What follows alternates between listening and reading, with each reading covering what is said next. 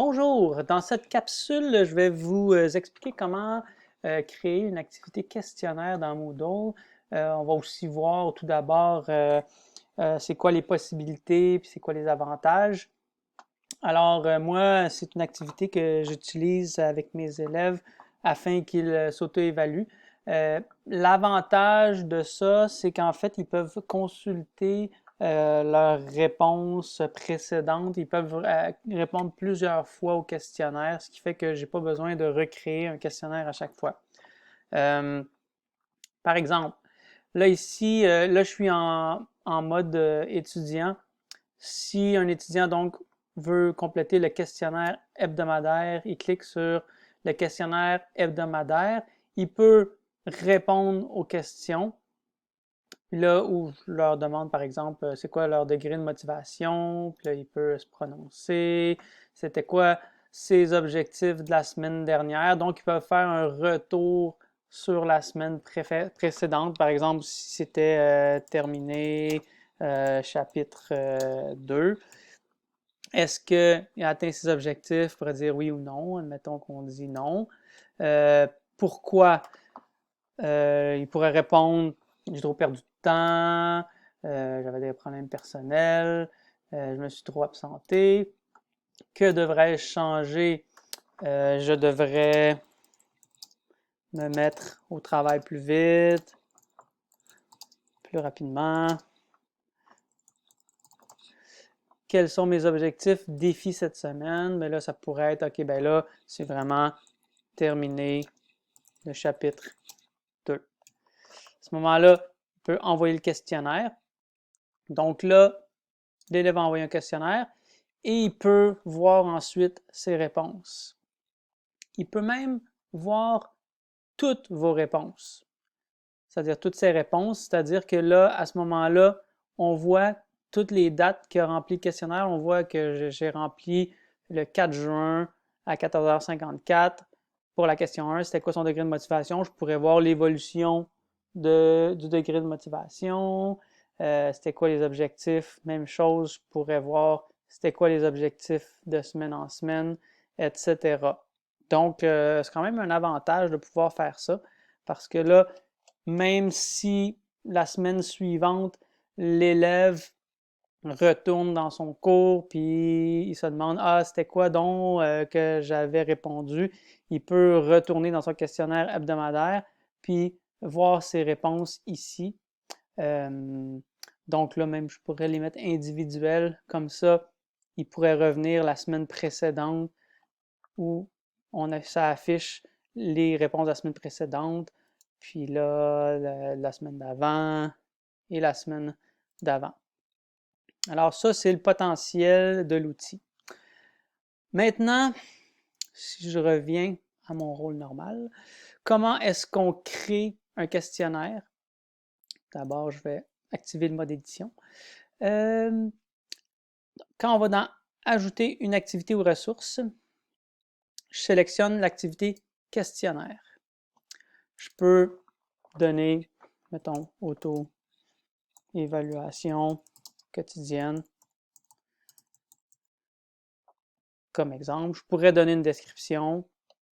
Là, je ne vais pas en donner. Je pourrais mettre une durée, c'est-à-dire demander aux élèves de donner des réponses à partir de telle heure jusqu'à telle heure. Souvent, c'est les mêmes options dans plusieurs activités de Moodle. Les options de réponse, moi, pour ce genre d'exercice-là, je veux que l'élève puisse répondre un nombre illimité de fois.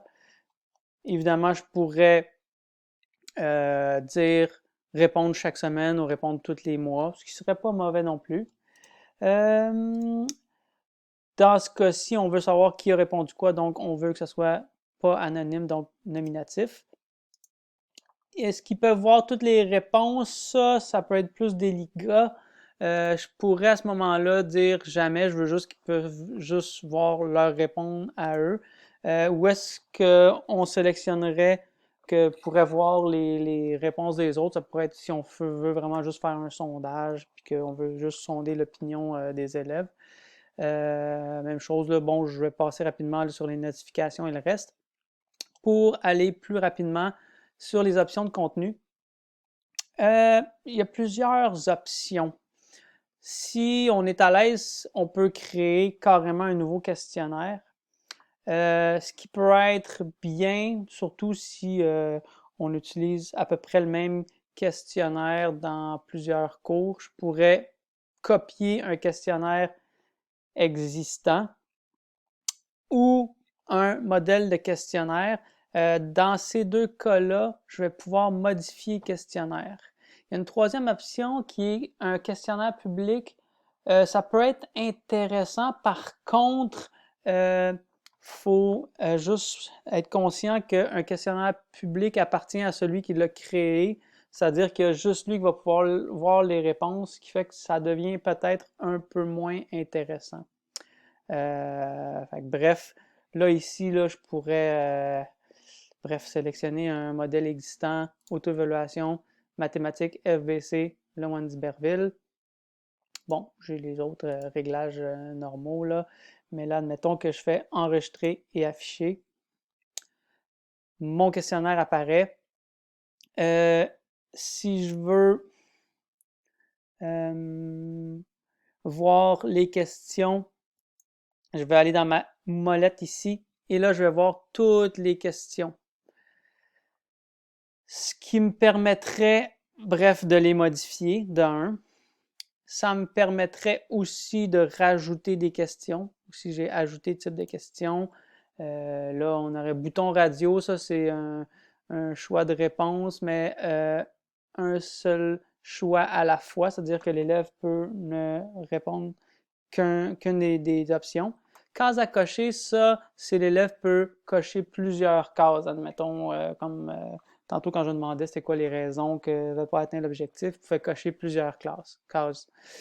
Bref, je vous laisserai explorer ces différentes options-là. Il y en a plein, là, puis souvent, la documentation est relativement facile à trouver. Je peux changer l'ordre de mes questions, je peux en enlever. Si je clique sur le X, ça va enlever cette question-là. Alors voilà, j'espère que cette petite capsule va vous aider à vous créer des questionnaires. Puis, il y a plein de documentation sur Internet sinon. Donc, bonne découverte!